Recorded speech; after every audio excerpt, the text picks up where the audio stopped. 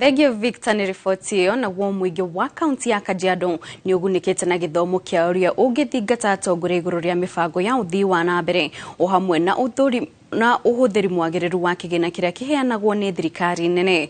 Gĩikaro-inĩ kĩrĩa gĩtabanĩtio taũni-inĩ ya Kajiado gĩtongorio nĩ gĩkundi gĩtarĩ gĩa thirikari kĩrongoreirie gũthomithia mũingĩ maũndũ marĩa ũbatie gwĩka hĩndĩ ya cikaro cia kũruta mawoni megiĩ tabarĩra cia ũkũria iria thirikari ĩrakinyanĩria. Ũmwe wa maũndũ marĩa meyumĩrĩtie nĩ gũkorwo atĩ cikaro ici cia kuoya mawoni ma mũingĩ ikoretwo ikĩgiritania andũ anini tu. Wanafunzi wetu wanaenda shule for free.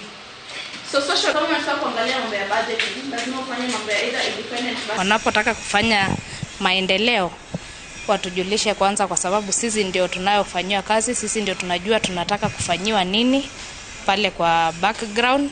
Wawe wakituambia mapema ndio kila mtu participate, ama watu wengi waweze participate ndio wapate maoni ya watu. Juu watu wachache wanaleta tu maoni machache, lakini watu wengi itakuwa mzuri. Jaribu kujitokeza kwa those public participation. Usiseme haikuwa na maybe it was being announced and you didn't.